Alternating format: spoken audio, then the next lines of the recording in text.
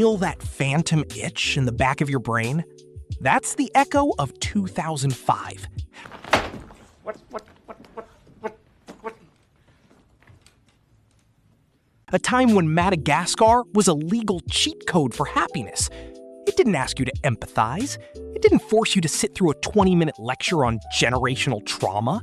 It was pure, distilled chaos injected directly into your prefrontal cortex. But look at us now. In 2026, we are cooked. Our brains have been rewired by deep lore and character arcs.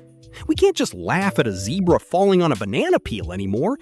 We need to know why he fell, and if it's a metaphor for his declining mental health. Today, we're breaking down the curse of Madagascar and why pure comedy is officially dead. Why did Madagascar have such insane aura? Because it practiced visual terrorism. DreamWorks animators ignored every rule Disney ever wrote. They created rubber heroes. Alex isn't a lion. He's a ball of neuroses that breaks the laws of physics every second.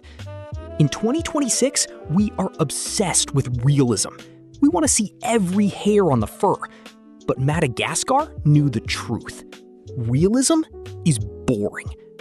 A gag only works when it's physically impossible. When Marty smiles so hard his jaw literally leaves the chat, that is peak fiction.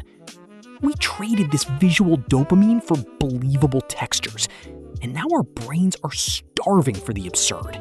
At some point, the industry decided that animation had to be adult.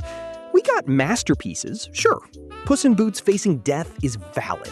Silco from Arcane is a literal genius. But the price of this depth was the death of the pure gag. Modern writers are terrified of just being funny. Every joke has to move the character forward. If a character trips, it has to symbolize their existential fall. We've turned movie theaters into therapy sessions.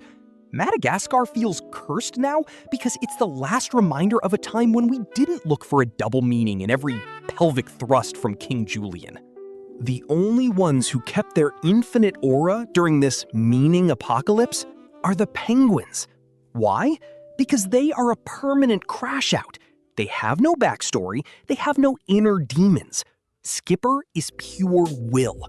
Rico is distilled chaos. They don't develop, they don't get better. They are perfect in their stagnation. In a world where AI algorithms try to predict your every emotion, the penguins are a system error. They are the last bastion of comedy that hasn't been swallowed by drama. Madagascar wasn't perfect. It was loud, obnoxious, and sometimes annoying. But it was honest. It didn't pretend to be a psychology textbook. The problem isn't that movies got smarter. The problem is we got too intellectual for our own good. We're afraid to look mid by laughing at something simple. The curse of Madagascar is that it's too human in its stupidity. And in 2026, we're terrified of being stupid. We're losing our aura of joy because we're obsessed with the aura of being deep. So next time you see a 3-hour video essay on the metaphor of loneliness in Shrek, turn it off. Find the scene where Alex the lion gets hit by a dart in the butt and just laugh. Let your brain reset. What's a moment from Madagascar that is still peak comedy for you? Let me know in the comments. I'll pin the most unhinged answer. This was Valor. Smile and wave, boys. Smile and wave.